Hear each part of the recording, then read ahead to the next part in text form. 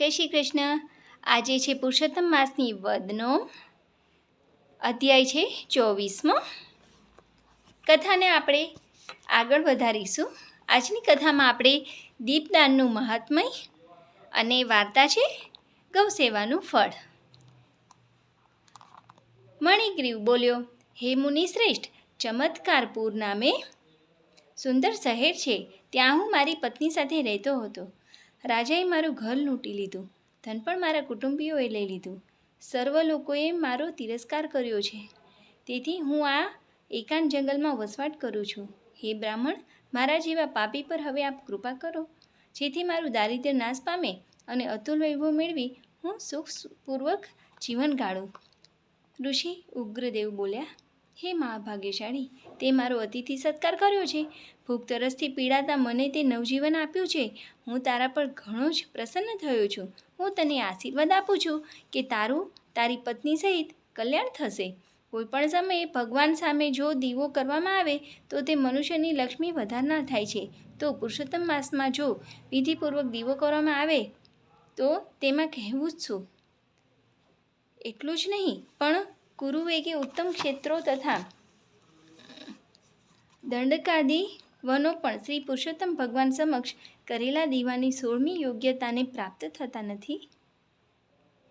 માટે તમે આવનારા પુરુષોત્તમ મહિનામાં પુરુષોત્તમ વ્રત પૂજા કરજો. ઘીનો દીવો કરજો. ઘી ના હોય તો તલના તેલ કે ઈગોરિયાના તેલનો દીવો કરજો. હે પુત્ર, આ વ્રત અતિશય ગુપ્ત છે અને તે જેને તેને કહેવા જેવું પણ નથી. દીપદાનનો મહિમા ઘણો મોટો છે અને તે સર્વ પ્રકારની સંપત્તિ, ધન, પુત્ર, પૌત્ર તથા યશને આપનાર છે. કુમારિકાને યોગ્ય વર આપનાર, સ્ત્રીને સૌભાગ્ય આપનાર, વાંઝણી સ્ત્રીના વાંઝ્યાપણાને દૂર કરનાર છે.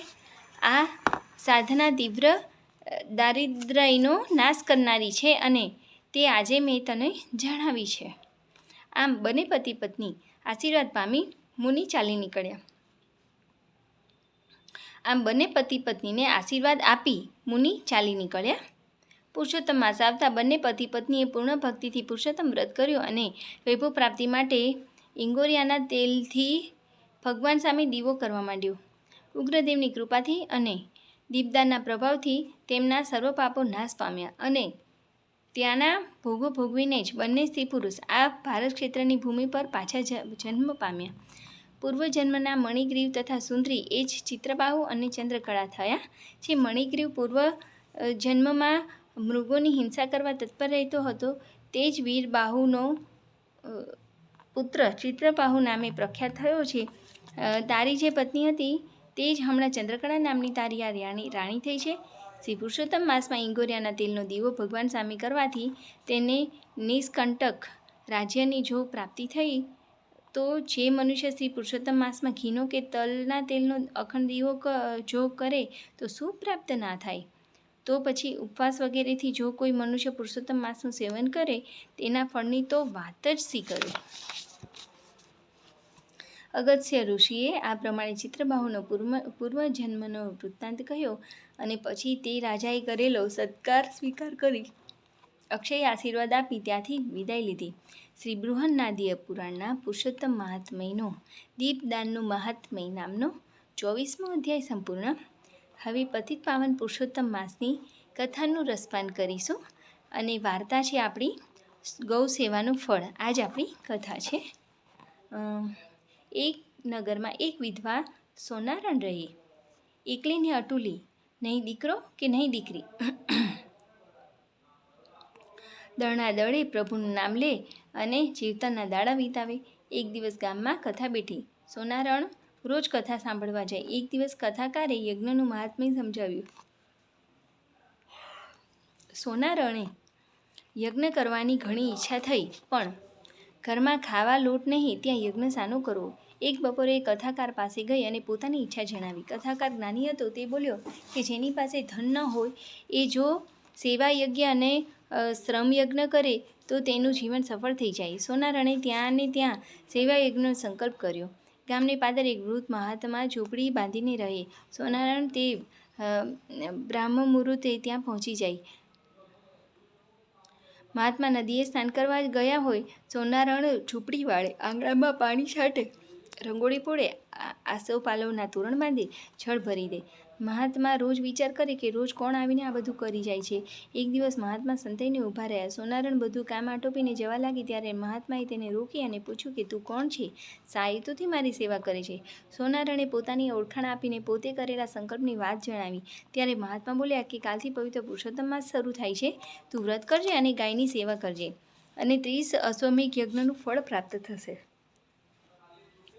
સોનારણ તો રાજી થતી ઘેર આવી વ્રતનો સંકલ્પ કર્યો. પૂર્ણ શ્રદ્ધાથી વ્રત કર્યું અને આખો મહિનો ગાયની સેવા પૂજા કરી.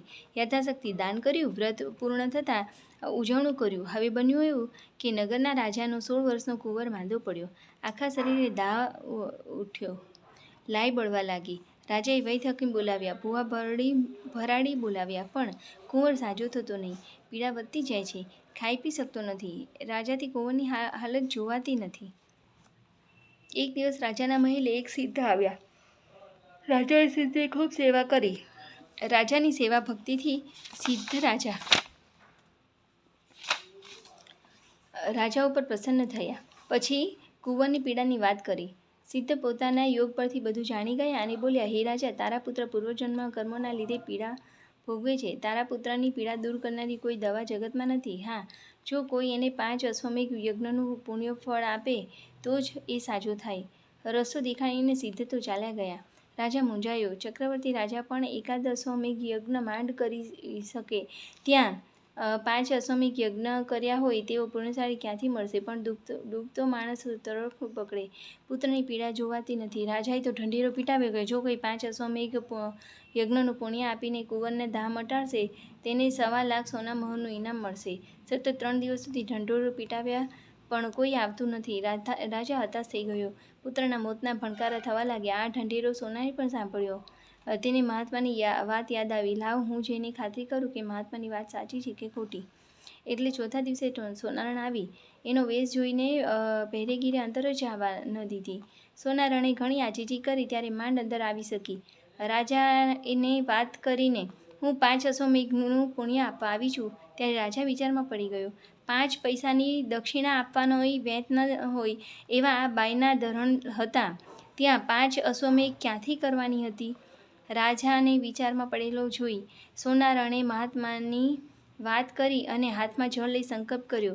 જળ છાંટતા જ કુંવરનો દાહ મટી ગયો. હાસ કરતો કુંવર ખિલખિલાટ હસવા લાગ્યો. રાજા, રાણી અને કુંવર સોનારણના પગમાં પડી ગયા અને સોનારણને 1.25 લાખ સોના મહોર આપી.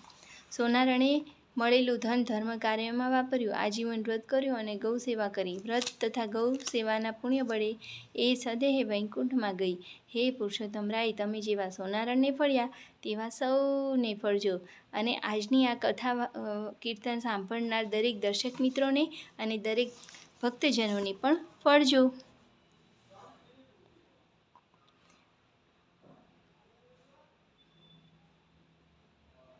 પ્રગટ્યા પર શ્રી પુરુષોત્તમ કંકુને પગલે, સોના છરીએ બાણની નાળ વધારી રે, રૂપા છરીએ બાણની નાળ વધારી રે.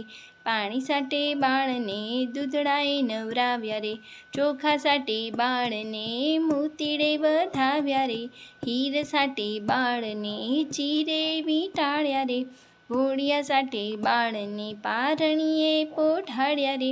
એક આવીને બાળને બાળુડો કહેશે, બીજી આવીને બાળને બળભદ્ર કહેશે, ત્રીજી આવીને બાળને ત્રિભુવન કહેશે, ચોથી આવીને બાળને ચતુર્ભુજ કહેશે, પાંચમી આવીને બાળને પુરુષોત્તમ કહેશે, ફૈબાના બોલ વિના અબોલા રે લેશે, ફૈબા આવીને બાળના ફૈયારા લાવે, માસી આવીને બાળના મોસાળા લાવે, ડગુમગુ દોરો ને કેડમાં કંદોરો, ડગલો પહેરીને બાળે મૂકી છે દોટ રે.